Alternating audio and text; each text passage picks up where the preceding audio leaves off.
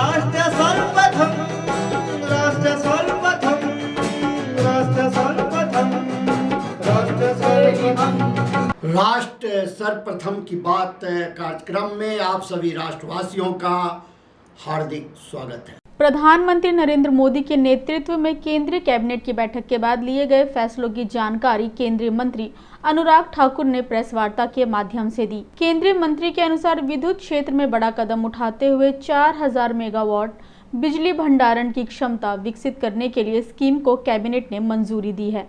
9400 करोड़ के प्रारंभिक परिव्यय वाली इस योजना के अंतर्गत केंद्र सरकार द्वारा 40% तक सहायता विद्युत भंडारण व्यवस्था स्थापित करने वाली कंपनियों को दी जाएगी। इस परियोजना के अंतर्गत मिलने वाली बिजली का 85% आम नागरिकों की सुविधा के लिए डिस्कॉम को उपलब्ध कराया जाएगा। केंद्रीय मंत्री ने इस अवसर पर हिमाचल प्रदेश और उत्तराखंड के लिए केंद्र सरकार द्वारा औद्योगिक विकास के लिए अतिरिक्त फंड दिए जाने की भी घोषणा की। माननीय प्रधानमंत्री नरेंद्र मोदी जी की अध्यक्षता में आज कैबिनेट की बैठक हुई और बहुत सारे क्षेत्र जहां पर भारत ने नए आयाम स्थापित किए हैं, उनमें से एक रिन्यूएबल एनर्जी का भी है। और ये जो एनर्जी ट्रांजिशन का फेस है, इसमें पिछले 9 वर्षों में भारत की बहुत उपलब्धियां रही हैं।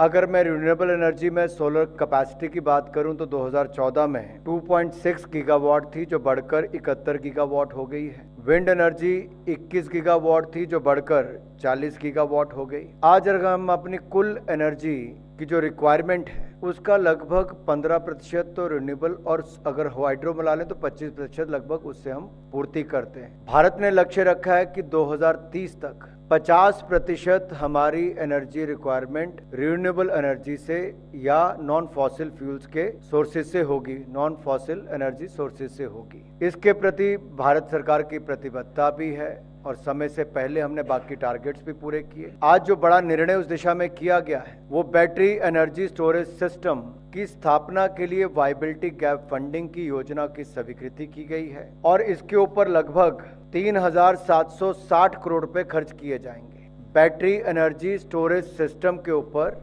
वायबिलिटी गैप फंडिंग स्कीम को लाकर मैन्युफैक्चरिंग फैसिलिटीज, इसकी क्षमता को बढ़ाने का काम होगा और इसके ऊपर 3760 करोड़ रुपए खर्च किए जाएंगे। ये 100% सेंट्रल ग्रांट रहेगी। अब इसके लाभ क्या होंगे?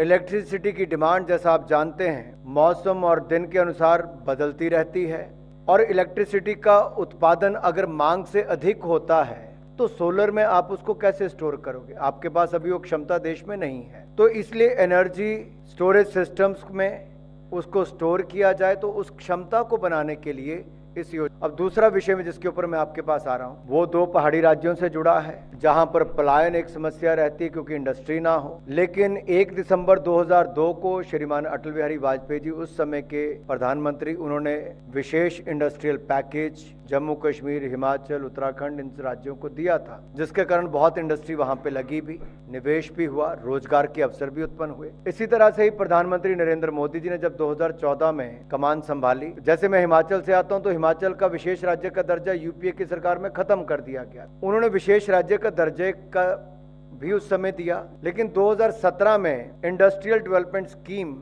IDS 2017 लेकर आए, जहां हिमाचल उत्तराखंड को उसका लाभ मिला और इसके अंतर्गत प्लांट एंड मशीनरी, जो नए यूनिट लगाएगा उसको प्लांट एंड मशीनरी पर 30% की सब्सिडी मिलेगी और 5 करोड़ रुपए कैप थी एक यूनिट के ऊपर कि 5 करोड़ तक की उसको सब्सिडी मिलेगी। ये स्कीम 1 अप्रैल 2017 से 2022 तक 31 मार्च तक लागू थी। इसके अंतर्गत दोनों राज्यों में सब्सटैंशियल एक्सपेंशन, काफी एक्सपेंशन इंडस्ट्री यूनिट्स का हुआ। प्लांट एंड मशीनरी में काफी इन्वेस्टमेंट भी हुई, क्योंकि जब नया कारखाना लगता है तो एक और जहां 30% कैपिटल सब्सिडी मिली प्लांट एंड मशीनरी पर, वहीं पर जो इस यूनिट को लगाने के बाद आपको इंश्योरेंस प्रीमियम देना पड़ता था, उसको भी 5 वर्षों तक 100% रिइंबर्समेंट करने का प्रावधान इसके अंतर्गत था। तो इंडस्ट्री लगे भी, फिर 5 वर्षों तक इंश्योरेंस प्रीमियम उसका दिया भी जाए, वो भी भारत सरकार ने 100% दिया। हालांकि उस समय इसके लिए 131.90 करोड़ का प्रावधान था कि इतना इसके लगभग सब्सिडी देनी पड़ेगी,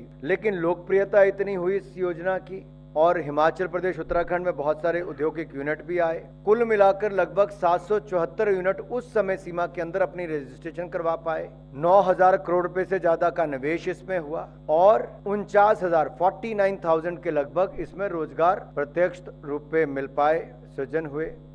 आज हम इस कार्यक्रम में आपसे विदा लेते हैं। आप अन्य खबरों के लिए बने रहे। राष्ट्र सर्वप्रथम, वंदे मातरम, जाग उठा है भारत। राष्ट्र